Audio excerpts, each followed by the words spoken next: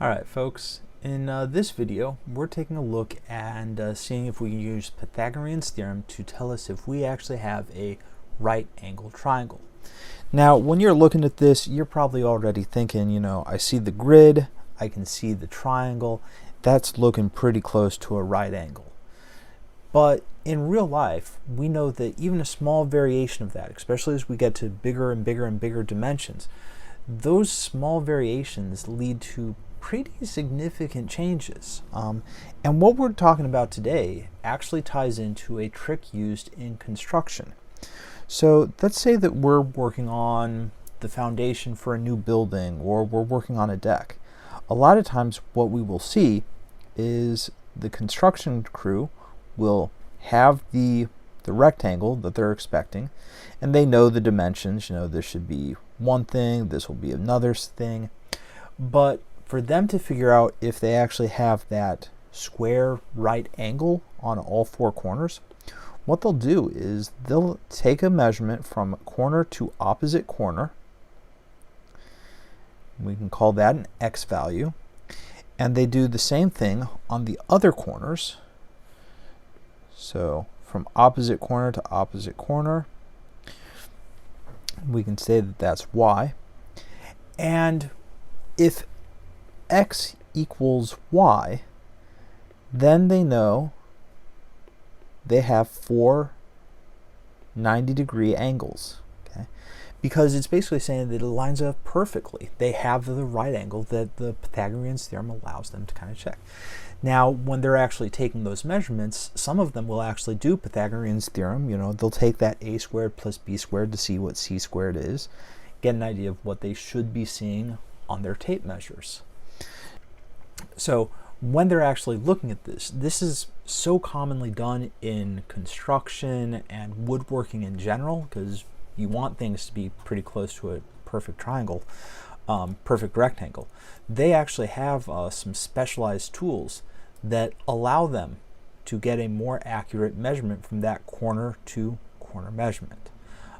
So whether you're in the field or if you're working on a small project in a workshop, you have these real applications for this idea.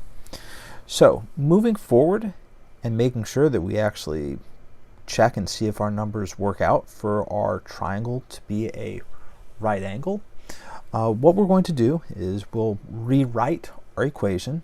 So a squared plus b squared equals c squared. And we just move forward from there. Okay.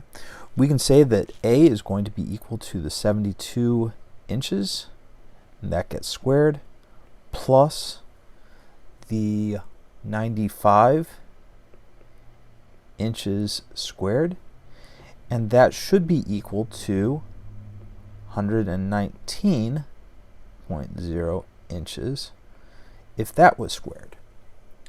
So now we go ahead and check those numbers. So we break out our calculator. We've got the scientific calculator with the exponent controls, clear everything out.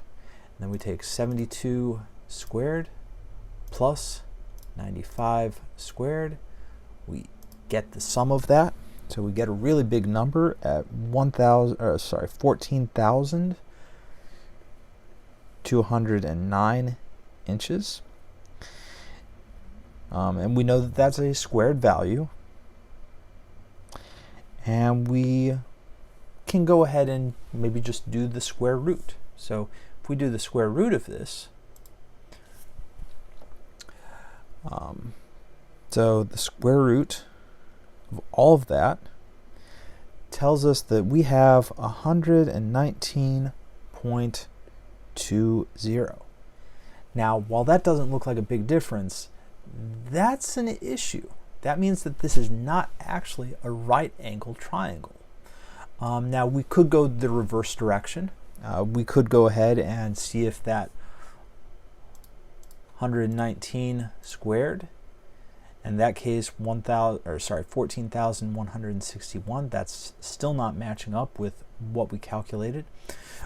So knowing that these don't match up, this is not a right angle triangle. Okay, but what we can see from those numbers is that if we needed to correct this, okay, because the 119 squared equals that 14161 inch value, what we can look at is that we know that that would have to get a little bit longer to match our A and B side. Okay, so if we know that that's the case, we know that for this to become square, we would actually have to push it a little further out, make it a little bit longer, okay, to go ahead and increase it. And again, we can see that in the numbers that we actually have.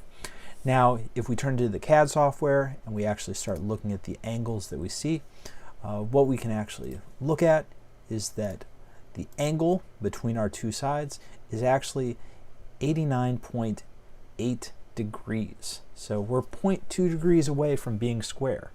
And while that doesn't seem like much, it certainly does add up in some real-life applications.